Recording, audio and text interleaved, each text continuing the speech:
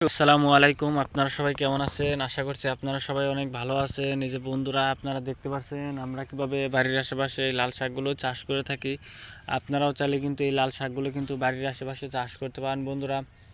এই লাল শাকের মধ্যে রয়েছে প্রচুর পরিমাণে ভিটামিন বন্ধুরা, যা খেলে বন্ধুরা আপনারা অনেক উপকার পাবেন বন্ধুরা। দেখে নিন বন্ধুরা, আমাদের গ্রামের কৃষকেরা কীভাবে বাড়ির আশেপাশে অল্প খরচে এই লাল শাকগুলো চাষ করে থাকে বন্ধুরা। এই যে দেখতে পাচ্ছেন লাল শাকের পাতা, এগুলাই হচ্ছে শাক। এই লাল শাক আপনারা কীভাবে বাড়ির আশেপাশে চাষ করুন বন্ধুরা। প্রতি জমিতে আপনারা এই লাল শাকের যে বীজগুলো আছে এগুলো আপনারা রোপণ করবেন, তাহলে দেখবেন যে আপনাদের এই লাল শাকগুলো খুব সুন্দর এবং ভালো হবে।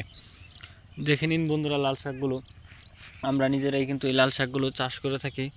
তো আপনারাও চাইলে কিন্তু খুব সহজ উপায়ে কিন্তু বাড়ির আশেপাশে লাল শাক চাষ করতে পারেন বন্ধুরা। দেখতে পাচ্ছেন বন্ধুরা, এই লাল শাক খেলে বন্ধুরা আপনারা অনেক উপকার পাবেন বন্ধুরা। বাড়ির আশেপাশে প্রতি জমিতে আমাদের গ্রামের কৃষকেরা কিন্তু তারাই এই লাল শাক চাষ করে থাকে। তো আপনারাও চাইলে কিন্তু এই লাল শাক চাষ করতে পারেন বন্ধুরা। প্রথমে লাঙ্গল এবং ট্রাক্টর দিয়ে আপনারা জমিগুলো চাষ করে নেবেন এবং তারপর হাট বাজার থেকে এই লাল শাকের বীজগুলো কিনে আনার পর আপনারা লাল শাকের বীজগুলো আপনারা জমিতে জৈব সার, পটাশ সার, তারপর গোবর সার দেওয়ার পর আপনারা বীজগুলো আপনারা রোপণ করে দেবেন। দেখবেন যে 15 থেকে 20 দিনের মধ্যে আপনাদের এই লাল শাকগুলো খুবই সুন্দর এবং ভালো হবে বন্ধুরা।